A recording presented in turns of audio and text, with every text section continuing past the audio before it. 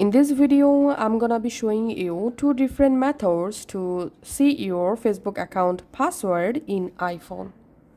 In first method, on your iPhone, open the Passwords app.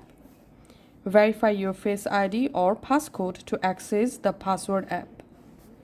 In Password app, tap on All, and here you will find all of your saved password. Just scroll down and find out Facebook.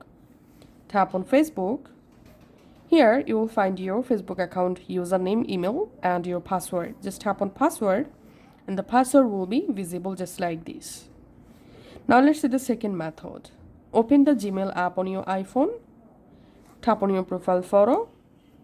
Tap on manage your Google account. Tap on security and sign in. Scroll down all the way to the bottom and tap on password manager. And now tap on the search passwords and type here Facebook. Tap on Facebook. And here you find your Facebook account password. Just tap on this little eye icon next to your password and the password will be visible. Thanks for watching.